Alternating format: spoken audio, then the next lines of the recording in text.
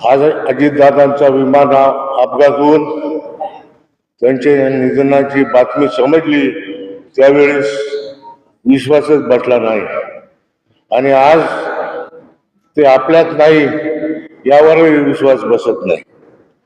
मात्र मनुष्य जन्माला आला म्हणजे त्याचा मृत्यू हा अटळ असतो आणि मनुष्य गेल्यानंतर राहतात फक्त त्यांच्या आठवणी.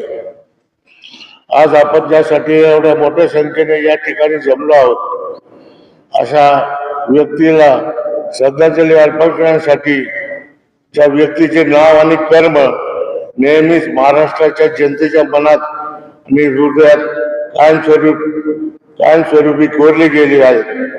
अशा आपल्या अजितदादांचा अकस्मात निधनामुळे संपूर्ण महाराष्ट्रावर शोककळा पसरली आहे. राजकारणाच्या पद्धतीनं होतच असतं, परंतु शुद्ध मनाने राजकारण नेहमीच महाराष्ट्र जनतेच्या मनात आणि हृदयात कायमस्वरूपी कोरले गेले आहे. अशा आपल्या अजितदादांच्या अकस्मात निधनामुळे संपूर्ण महाराष्ट्रावर शोककळा पसरली आहे. स्वर्गीय अजितदादांच्या अकाली निधनाने संपूर्ण पवार कुटुंबावरच नाही तर संपूर्ण महाराष्ट्रात आघात झालेला आहे. राज्यातील प्रत्येक कुटुंबातील व्यक्तीच्या डोळ्यात पाणी आहे. या व्यक्तीचा राजकारणाचा कुठलाही संबंध नाही अशा व्यक्ती सुद्धा स्वर्गीय अजितदादांना श्रद्धांजलीचे फ्लेक्स लावून श्रद्धांजली वाहत आहेत. महाराष्ट्राची अर्थव्यवस्था, कृषी क्षेत्र, सहकार आणि साखर उद्योग अशा अनेक क्षेत्राबरोबरच्या महाराष्ट्राच्या प्रश्नांची त्यांना सखोल जाण होती आणि ते प्रश्न सोडवण्याची त्यांच्यात ताकद होती. अजितदादांचे आपल्यातून जाणे हे केवळ एका कुटुंबाच्या किंवा पक्षाची हानी नाही, संपूर्ण महाराष्ट्राची कधी भरून निघणारी हानी आहे. मला विशेष वाटलं की दादा म्हणजे कामाचा माणूस जर कोणी असेल तर खरंच अजितदादा हे आदर्श त्या ठिकाणी आमच्या सगळ्या युवा राज्यकर्त्यांसमोर आहे. आणि दादांची आणि आदरणीय मुख्यमंत्री देवेंद्रजींची पण खरं तर एक विशेष मैत्री त्या ठिकाणी मला देखील अनुभवायला मिळाली. अनेक प्रसंगांमध्ये ज्या पद्धतीने एकमेकाशी हक्काने मिश्किलपणाने ते बोलायचे, हा एक राजकीय संवाद अलीकडच्या काळामध्ये कुठंतरी राज्यकर्त्यांमध्ये हरवत चाललेला आहे. आणि जय असो पराजय असो तो नम्रपणे स्वीकारण्याचं धाडस त्या ठिकाणी अजितदादांमध्ये होतं आणि पुन्हा नव्या उमेदीने त्या ठिकाणी कामाला लागायचं. लोकांचं काम, विरोधकाचं असो, ज्यांनी मतदान केलं असो नाही केलं असो, सगळ्यांचं काम त्या ठिकाणी करायचे. आणि म्हणून एक वेगळी छाप दादा आपल्या सगळ्यांवरच या ठिकाणी सोडून गेलेले आहे. पुन्हा एकदा मी आपल्या सगळ्यांच्या वतीने दादांना त्या ठिकाणी मनपूर्वक भावपूर्ण श्रद्धांजली अर्पण करतो आणि त्यांचा गुण आपण चांगले गुण त्या ठिकाणी अवगत करावं हीच खरी दादांना श्रद्धांजली असं मी समजतो आणि थांबतो. ओम शांती. खर तर आज आपण सर्वजण दादांना श्रद्धांजली वाहण्यासाठी इथं असे उपस्थित राहून स्वप्नात देखील मी विचार नव्हता करत. खर तर जन्म झाल्यापासून एकच परिवार हा मला माहिती आहे. माझ्या लग्नात सर्वजण माझ्या वडिलांना खांद्याला खांदा लावून भाऊ म्हणून सगळेजण उपस्थित होते. माझं लग्न जमवताना काळे कुटुंब हे चांगलं आहे, प्रत्येक ठिकाणी आपली मुलगी कुठे. कधी माझ्या लग्नानंतर पहिला कार्यक्रम स्मृती उद्यानाचं उद्घाटन होतं. दादा उद्घाटनाला आले आणि तिथं सगळ्यांना विचारलं की आपली मुलगी कुठे. मी ज्यावेळेस दादांना भेटले, मला दादांनी विचारलं तुला इथं जमतं का, तू एवढी बाहेरून शिकून आलेली आणि त्यांना माहित होतं की हा परिवार तर खूप तुझी काळजी घेतीलच, पण जावई म्हणून तू काळजी करू नको. आशुतोष दादांना मी पूर्ण पाठबळ दिली, त्याची पूर्ण काळजी मी घेईन. आणि खरोखर ज्यावेळेस दादा निवडून आले, कोपरगावातील सर्वच प्रश्न दादानी हे माझे प्रश्न आहेत अशा पद्धतीने सोडवले. दादा कोणतेही कधी मुंबईला गेले, कधी रिकाम्या हाती कधी आले नाही. कोणत्याही ऑफिसला जायचं की दादा म्हणायचे तू इकडे तिकडे जाऊ नको, तू माझ्याजवळ येऊन बस. एवढा हक्काचा माणूस आपल्या कोपरगावचा, त्यांना प्रत्येक गोष्टीची जाण. तलाव बनवायचा आहे, तलावाला एवढा निधी लागेल दादा, तू कशाला काळजी करतो, तू लोकांसाठी चांगलंच करतोयस ना. तुझ्यासारखे शिकलेले मुलं आपल्याला कोपरगाव मध्ये, आपल्याला महाराष्ट्रामध्ये पाहिजे असे बोलायचे.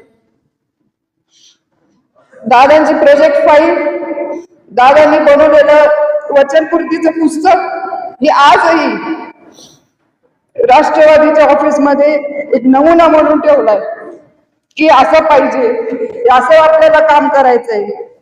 अशा पद्धतीचं प्रेम. आम्ही दादाला खूप घाबरायचो. का घाबरायचो? कारण की त्यांना एक शिस्त पद्धत लागायची. आपण लहान आहोत, आपण कुठे चुकायला नको, आपण व्यवस्थितपणे आपलं जे काय आपल्याला विचार आहेत, जे काय आपल्याला प्रोजेक्ट करायचं आहे, ती प्रोजेक्ट फाईल अक्षरशः दादा वाचायचे. दादा एक दिवशी असा प्रसंग घडला की तिथे कुणीतरी दुसरं आलं होतं, त्याचाही प्रोजेक्ट होता. दादाने ते प्रोजेक्ट फाईल घेतली, म्हणे अरे तू गुगल आणि ए वरून कॉपी केलं का रे, इथून शिक म्हणा. अशा पद्धतीचं उदाहरण दादा म्हणजे त्या मुलाला अक्षरशः तिथे ओरडते.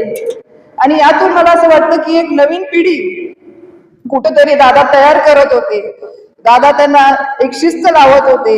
दादा त्यांना शिकवत होते की आपल्याला महाराष्ट्र पुढे न्यायचा आहे, आपल्याला आपल्या ग्रामीण भागातील जे प्रश्न आहेत यांना कुठेतरी आपल्याला सोडवायचं असेल तर आपल्याला शिस्तबद्ध राहून काम करण्याची एक मला असं वाटतं की एक सवय सगळ्या तरुणांनी लावून घेतली पाहिजे. यासाठी दादा नेहमी खूप खूप खूप प्रयत्न करायचे.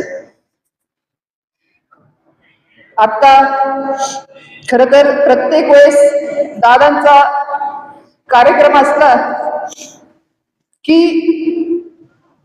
खर तर आज जेवढे बोर्ड कोपरगाव शहरामध्ये, कोपरगाव ग्रामीण मध्ये लागले ते पाहून कुठेतरी वाईट वाटायचं की कोणताही कार्यक्रम असेल तर आशुतोष दादा असे हुरूपाने बनायचे की अरे नाही आपल्या दादांचं सगळीकडे लावायचे, कितके बॅनर लावायचे, सगळीकडे लावा म्हणायचे. आणि आज ते दुसरे कोणते तरी बॅनर पाहून खरोखर खूप वाईट वाटतं की आपल्यावरचा कुठेतरी आपल्यावरची जी आपल्या पाठीवरचा जो एक अधिकाराचा जो एक हात होता तो कुठेतरी आपण गमावला आहे. सर्व शोकाकुल बंधन भगिनी, आदरणीय दादांबद्दल आपण सर्वजण मनातल्या भावना व्यक्त करण्यासाठी घरी उपस्थित आहे. किती बोललं तर कमीच आहे. एक शेतकरी कुटुंबातील खेड्यातल्या माणसाच्या मनातल्या भावना जागृत ठेवून त्याला वाचा फोडण्याचं राज्य पातळीवरचं काम आदरणीय दादांनी केलेलं होतं. खर तर तो धंद्यातला एक जाणकार व्यक्तिमत्व आणि त्याला न्याय देण्याच्या दृष्टिकोनातून दादांनी काम केलेलं होतं. 8 ऑगस्टला दादांना भेटलो. गोदावरी दूध संघाला 50 वर्ष पूर्ण होत आहेत आणि 20 जानेवारीला वर्धापन दिनाला आपण यावं.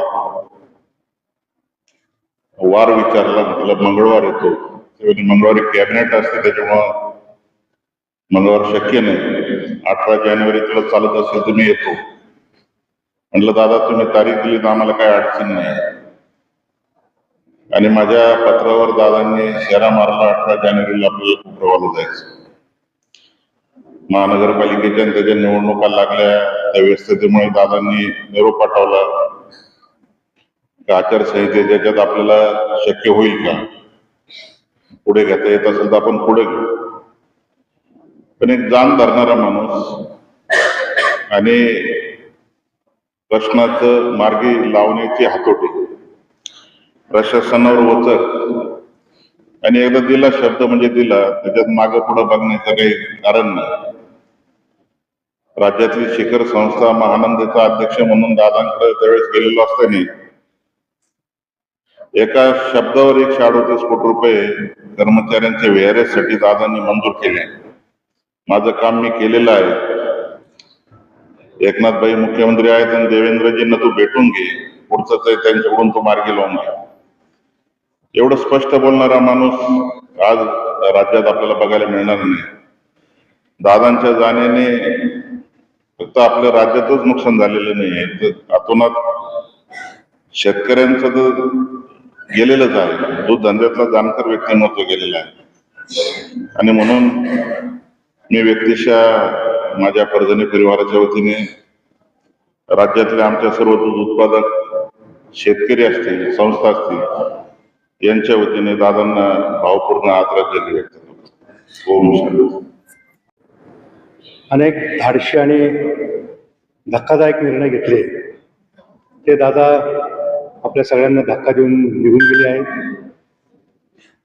पतसंस्था चळवळीच्या निमित्ताने अनेक वेळा दादांच्या गाठी भेटी व्हायच्या, परंतु या नगरपालिका निवडणुकीच्या निमित्ताने आशुतोष दादांबरोबर 3-4 वेळा गाठी भेटी होण्याचा योग आला. परंतु मला एक 3 वर्षापूर्वीचा प्रसंग आठवतो, तो फक्त मी या ठिकाणी सांगतो. दादांचा मला फोन आला, आता पुणे जिल्हा मध्यवर्ती सहकारी बँकेची निवडणूक आहे आणि तुम्ही आमच्या प्रचार सभेला या. मी दादांना म्हटलं, दादा मी काही कोणत्या पक्षाचा नाही, त्याच्यावर तुमच्या प्रचार सभेला कसं यायचं हा माझ्या समोर प्रश्न आहे. नाही म्हटलं, मी बँक चांगली चालवतो हे तर तुम्हाला मान्य आहे ना. म्हटलं एकदम मान्य आहे. तेवढंच सांगण्याकरता की अजित दादा बँक चांगली चालवतात. त्याच्यामुळे मी त्या प्रचार सभेला गेलो. माझं भाषण सुरू करण्यापूर्वी मी दादांना विचारलं, दादा आमच्या पतसंस्थांचे काही प्रश्न मांडू का. दादा म्हटले नक्की मांडा. ते 5-6 प्रश्न माझ्या भाषणामध्ये मांडले, दादांना शुभेच्छाही दिल्या. आणि बसल्याबरोबर दादा मला म्हटले, काका याच्यातले तातडीचे कोणते प्रश्न सोडवता येतील. आमचा एक अपसेट प्राइस मिळण्याचा प्रश्न होता. थकबाकीदाराची मालमत्ता जप्त केल्यानंतर त्याची अपसेट प्राइस सहकार खात्याकडनं घ्यावी लागते आणि ती घेण्यापूर्वी त्या तारण मालमत्तेचा प्रत्यक्ष ताबा घ्यावा लागतो, फिजिकल पोझिशन घ्यावं लागतं. आणि पुणे जिल्ह्यात जवळपास 4000 प्रकरणं तशा प्रकारचे प्रलंबित होते की जिल्हाधिकाऱ्यांकडनं जमिनीचे ताबे मिळत नव्हते आणि त्याच्यामुळे पतसंस्थांच्या अपसेट प्राइस मिळत नव्हत्या. तर मला वाटतं हा प्रश्न तातडीने कसा सोडवता येईल. म्हटलं कमिशनरने एक सर्क्युलर काढलं की तो प्रश्न तातडीने सुटू शकतो. दादांनी ताबडतोब PA ला बोलवलं. PA ला सांगितलं का हा कार्यक्रम झाल्याबरोबर ताबडतोब सर्किट हाऊसला मी, काका, पुणे कलेक्टर आणि कोऑपरेटिव्ह कमिशनर यांची एक बैठक लावा. भाषणात दादांनी सूचना दिली की इतर कोणीही कार्यकर्त्यांनी सर्किट हाऊसवर यायचं नाही.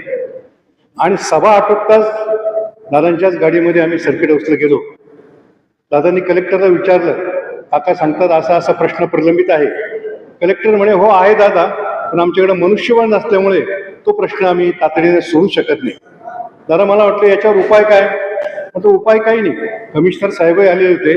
म्हणजे कमिशनर साहेबांनी एक सर्क्युलर काढायचं फक्त की सिम्बॉलिक पोझिशन घेऊन, प्रतिकात्मक ताबा घेऊन त्या मालमत्तेची अपसेट प्राइस देता येऊ शकेल. दादांनी कमिशनरला विचारलं, कमिशनर काढता येईल का अशा प्रकारचं परिपत्रक. कमिशनर म्हटले काढता येईल. दादांनी विचारलं किती दिवसात काढता. कमिशनर म्हटले 7-8 दिवसात काढतो. दादा म्हटले माफ करा कमिशनर साहेब, मी किती दिवसात विचारलं, किती तासात विचारायला पाहिजे होतं, किती तासात काढता. तेव्हा तुम्ही 7 ते 8 दिवस जे म्हटले त्याच्याऐवजी 7 ते 8 तासात हे परिपत्रक निघालं पाहिजे असं बघा. दुपारी 12 वाजता आमची मिटिंग झाली आणि 6 वाजता दादांचा मला फोन आला, काका परिपत्रक निघालेलं आहे, तुम्हाला तुमच्या व्हॉट्सअपवर पाठवलेलं आहे. अशी प्रशासनावर कमांड, निर्णय क्षमता ज्या नेत्यामध्ये होती त्या नेत्याला महाराष्ट्र मुकलेला आहे. राजकीय पटलावरील एक निर्भीड व्यक्तिमत्व आज आपल्या सर्वच जण आज दादांच्या जाण्याने शोक लावतात.